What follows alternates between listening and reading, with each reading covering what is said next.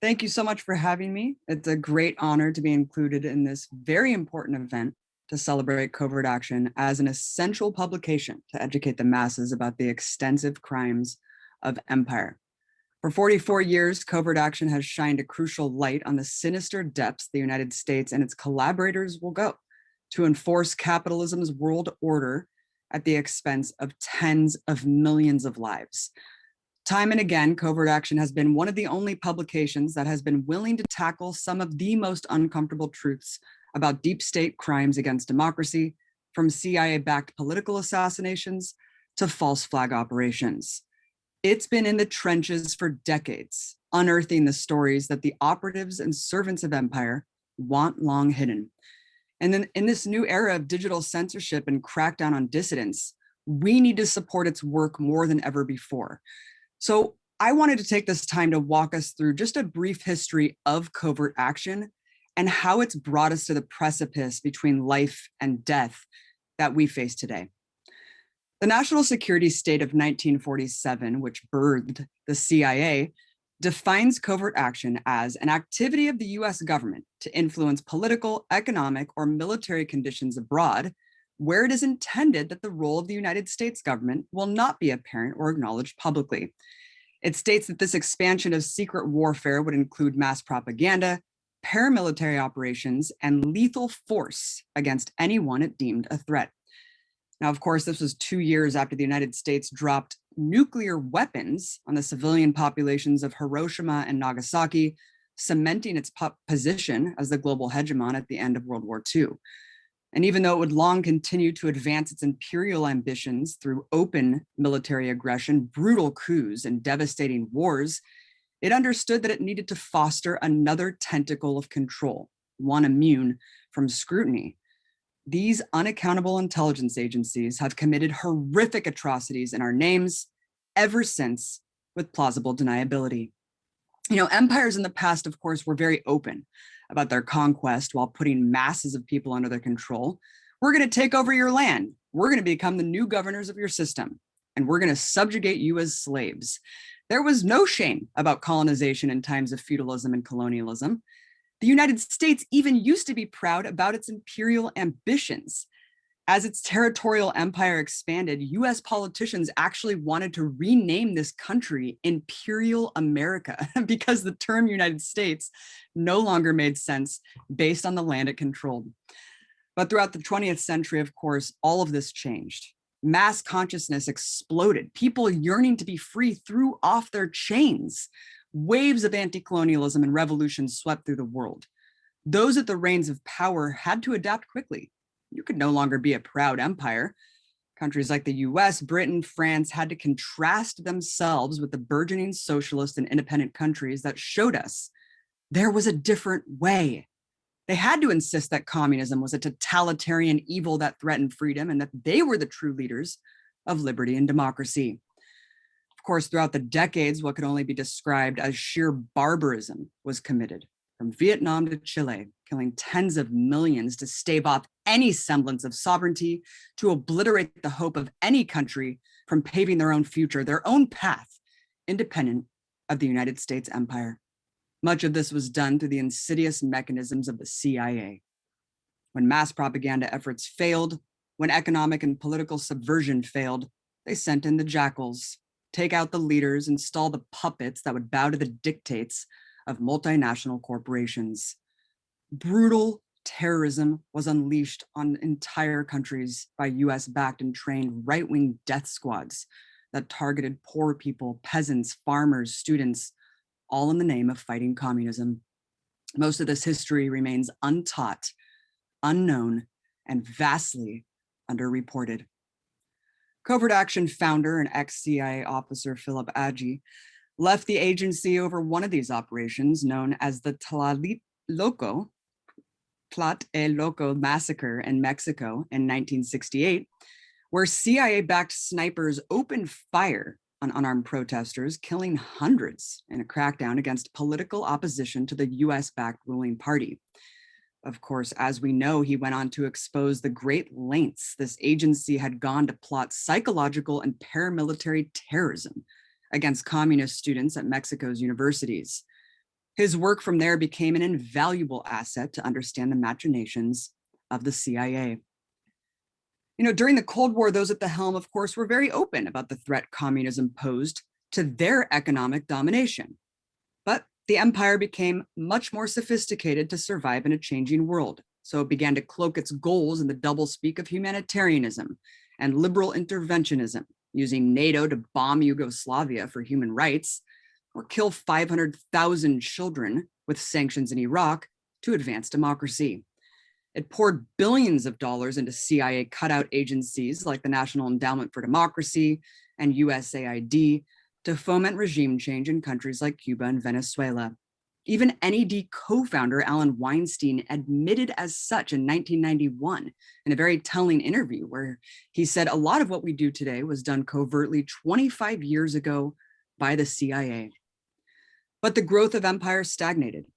And at just the time when the US wanted to deploy a new project of imperial conquest across the Middle East and beyond to reinvigorate and rebuild its immense military apparatus and national security state, came 9/11, the greatest gift they ever got.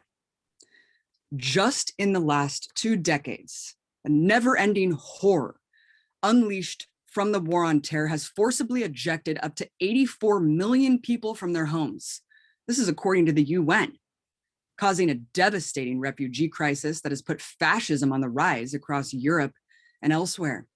That is more people forced to flee than the populations of Iraq and Afghanistan combined. And while reports from the cost of war claim that only 1 million people have been killed as a direct result of fighting in these arenas, the Geneva Declaration on Armed Violence and Development describes that for every direct death in war, the burden of indirect deaths is between 3 and 15 times higher due to the destruction of public health infrastructure and lack of basic services. So just how many have been killed? How many have been disabled? How many whose lives have been changed forever from this brutal trauma, the loss of their family, of their friends? It's incalculable, and it's so difficult to wrap your mind around. It's been said that the death of one, of course, is a tragedy, and the death of a million, a statistic. And this really couldn't be truer when we think about such a profound and incomprehensible loss in our names. Despite all of this, the US empire has gone through a complete rebrand in a post 9/11 world. It tries to hide the fact that it even is an empire. Very little Americans know of its vast expanse of 1,000 military bases around the world and what those bases do to destroy the planet and people they impose upon. The CIA's crimes are looked at as a thing of the past. They don't do those things anymore. Instead, they do necessary counterintelligence to fight terrorism and keep us safe. These agencies are good, and they deserve our reverence and respect. Privileged Americans are completely clueless that these covert wars not only continue, but they've expanded. A recent costs of war study reveals US counterterrorism operations have been active in 83 countries in the last 3 years. However, today the US doesn't even have to militarily engage because it relies mostly on hybrid warfare methods of mass propaganda and economic control through the use of sanctions, which they call soft power. But sanctions kill exactly the same as conventional warfare, with barely any media coverage or political accountability. After 9/11, this system of financial weaponry grew with extreme precision. The Patriot Act granted the Treasury unprecedented powers to sever ties between US economic infrastructure, which most of the world relies upon, and entire national jurisdictions. From 2000 to 2001, the use of sanctions have increased nearly 1,000%, with leaders from both parties using them as the primary method to force countries to fall in line. According to Sanctions Kill, US sanctions now affect 1/3 of humanity, with more than 8,000 measures impacting 42 countries. The institutionalization of covert action sophisticated the empire's global propaganda machine. It sells the story of American exceptionalism to every child and ingrains militarism, and capitalism as our religion. It conditions the masses into accepting and even being proud of our role as empire babies, overseeing mass murder, normalizing the daily violence and subjugation of others. The corporate domination of our media manufactures our consent to these crimes while offering us the illusion of choice and the freedom of the press. It used to be nearly impossible to break through the information barrier of these elite stenographers. But CovertAction and others have been on the front lines, chipping away, exposing the ugly truths that show what this country really is and what it really represents. The internet advanced these efforts, terrified the establishment by empowering average people to uplift their own narratives. That's why we've seen a new wave of censorship take root. Censorship by proxy. Silicon Valley tech overlords comply with the goals of the state without any mandate to ban unsavory viewpoints, algorithmically erase investigative journalism, marginalize dissenting voices, and financially strangle outlets that don't toe the line. This prohibition of views and curation of our reality is for our own good, they say.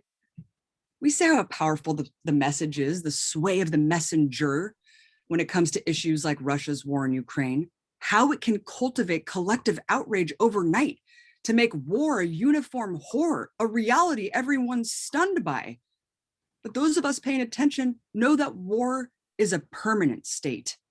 And those who subsidize and control the message, the arms industry and the Pentagon, will not tolerate a modicum of truth about our wars, our crimes, our torture, our abuse.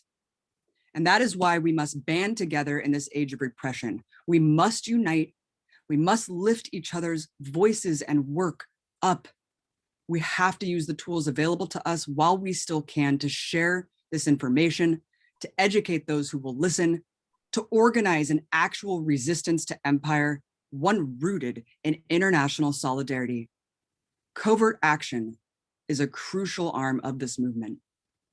We must force an anti-imperialist agenda that those at the top have to follow because they have no choice, because it is no longer a choice. We cannot rest until we force the empire to lift its death grip on humanity and to crumble into darkness.